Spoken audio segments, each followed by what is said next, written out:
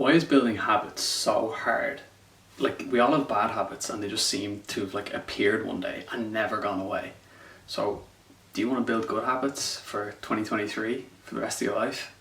How do you go about doing that? Like, it's so hard. People make it out that you just do a habit for, well, do anything for 21 days and it'll become a habit.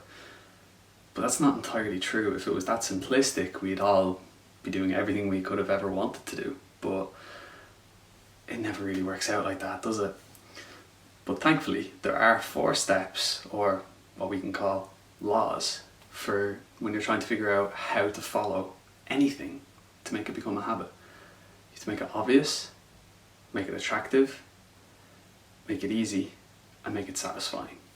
The good news is now you have 4 ideas that things you can follow. The bad news, it's still gonna take a bit of work, at least until the habit becomes automatic.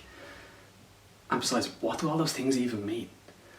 So for you to make a habit obvious, our brain likes to predict things and it gets a habit out of,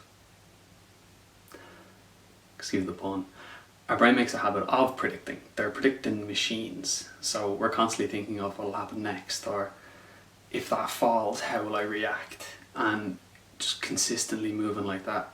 So any behaviour that we're currently participating in, such as a bad habit, we need to acknowledge the habit itself, figure out what led to that, and then how do we go about correcting that as an issue. Like, pretty much everything that we do is a habit, good or bad.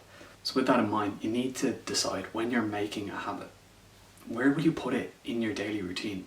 For example, if you want to work out and you decide you want to do it first thing in the morning, but your mornings are very busy and you have to go to work, you're not going to work out. You've just come up with a bad idea to put it at that point in time. So you're going to have to move the habit to another time. So you need to think about all of these things before we make it obvious.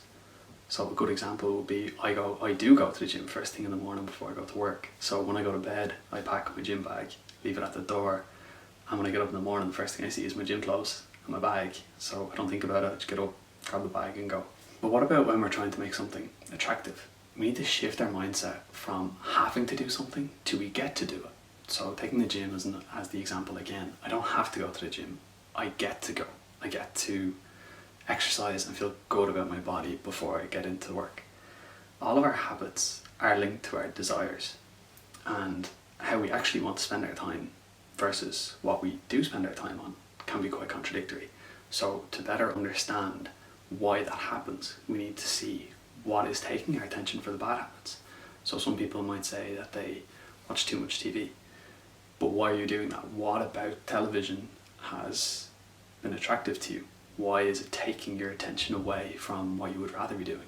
So again, like, there are people who they love listening to podcasts or a certain artist, so they'll only listen to that when they're doing the habit that they don't want to do. So if you really like My Therapist Ghosted Me as a podcast, you might set a rule that you'll only listen to that when you're in the middle of exercise or when you're working out. So the gym doesn't become the place you go to deal with blood, sweat and tears. It becomes where you go to listen to your favourite podcast. Just because you want one habit doesn't mean that's the actual habit that you want. It may be the end goal. And how you get there can be compiled of various different ideas. Let's say you want to get a particular job, so you start thinking you have to do a certain course. What you actually just have to do is learn the new skill or capability that you're looking into. It doesn't have to be that course. But by trying multiple different things, you will eventually learn what it is that fits best for what it is that your end goal is. By desiring the outcome more than the habit itself, you're going to stick with what it is that you're doing, even if you don't particularly enjoy your good habit. But if you want the outcome, you're going to push through that barrier.